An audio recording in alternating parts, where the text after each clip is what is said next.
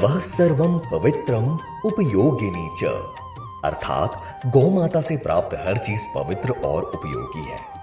खंडवा जिले में रोशनी गांव की श्री राधे कृष्णा गौशाला स्वदेशी से समृद्धि के साथ नवाचारों की नायाब मिसाल बन चुकी है।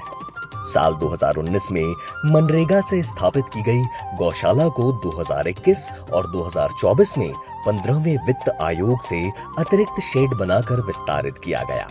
3 स्वयं सहायता समूहों की 30 महिलाओं को गौशाला संचालन की जिम्मेदारी देने के साथ ही सरकार की कई योजनाओं को एक ही छत के नीचे क्रियान्वित किया गया।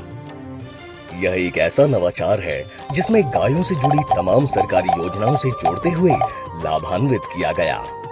योजनाओं के अलावा 1 रुपए की भी बाहरी मदद नहीं ली गई। अनुसूचित जनजाति की गरीब महिलाओं को आर्थिक रूप से आत्मनिर्भर बनाने का यह गौशाला बेहतरीन उदाहरण है। इसी नवाचार का नतीजा है कि गांव में इन्हें लखपति दीदियों की पहचान मिलने लगी। गौशाला के उत्पादों की बिक्री के लिए पास ही स्थित छात्रावास बेहतर मार्केट साबित हुआ है। इसके लिए बकायदा विभागीय MOU भी साइन किया गया। गौशाला में 305 पशुधन है। आचार्य विद्यासागर योजना के तहत समूह को 8 गिर नस्ल की दुधारू गायें उपलब्ध कराई। योजना में 6 लाख के ऋण के साथ 2 लाख की सब्सिडी भी प्राप्त हुई है। इससे प्रतिदिन 50 लीटर पौष्टिक ताजे दूध की सप्लाई पास ही स्थित अनुसूचित जनजाति एकलव्य छात्रावास में की जाने लगी। इससे समूह को 30,000 रुपए प्रतिमाह की आमदनी भी होने लगी। इसके अलावा घी बनाकर भी बाजार में उसका विक्रय किया जा रहा है। स्वाद भी सेहत भी यम्मी। गौशाला परिसर के समीप 4 एकड़ सरकारी जमीन में मनरेगा के जरिए 5 लाख रुपए की लागत से पोषण वाटिका तैयार की गई, जिसमें जैविक फल और सब्जियां उगाई जा रही हैं। स्वाद के साथ गुणों से भरपूर इन सब्जियों को छात्रावास के अलावा हाट बाजारों में भी बेचा जाता है। 20-25 किलो भी निकल जाती, कभी 30 किलो भी निकल जाती है, लेकिन हमारी सब्जी बचती नहीं है, बिक जाती है पूरी। स्वच्छ भारत मिशन ग्रामीण के तहत गोवर्धन उपयोजना में 13.5 लाख रुपए की लागत से बायोगैस प्लांट स्थापित किया गया। इससे प्रतिदिन 40 घन मीटर बायोगैस तैयार होती है, जिसे एकलव्य छात्रावास में भोजन पकाने के लिए सप्लाई की जाती है। इससे 40,000 रुपए प्रतिमाह की आमदनी भी समूह को होती है।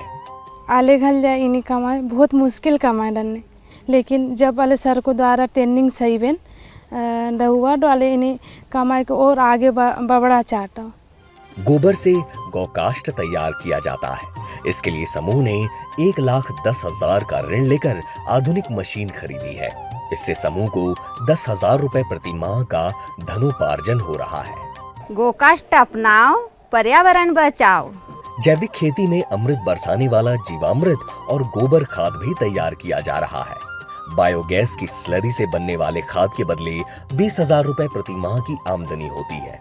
National mission on natural farming योजना के तहत 5 पत्ती काढ़ा, जीवामृत और वर्मी कंपोस्ट तैयार किया जा रहा है, जिससे 20,000 रुपए प्रति माह की आमदनी हो रही है।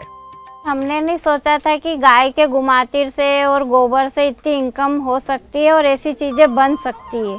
25 से 30,000 रुपए खर्च हटा दिया जाए तो दूध, घी, गोबर गैस, जैविक कीटनाशक, वर्मी कंपोस्ट, गौकाष्ठ और पोषण वाटिका से लगभग 1,30,000 रुपए का विशुद्ध मुनाफा हो रहा है।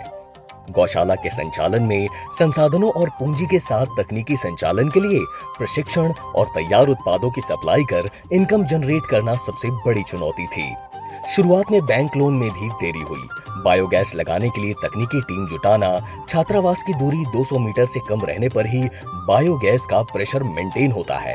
इसीलिए प्लांट का स्थान चयन, समूह की महिलाओं की तकनीकी ट्रेनिंग जैसी कई अन्य चुनौतियों का भी सामना किया गया। ऐसी गौशालाओं के सफल संचालन के लिए जरूरी है कि छात्रावास प्रशासन का समन्वय और सहयोग मिले। समूह की महिलाओं को तकनीकी तौर पर अपडेटेड रहने के लिए रेगुलर ट्रेनिंग और एक्सपोजर विजिट के साथ बैंक लोन की प्रक्रिया को सरल बनाने की भी जरूरत है।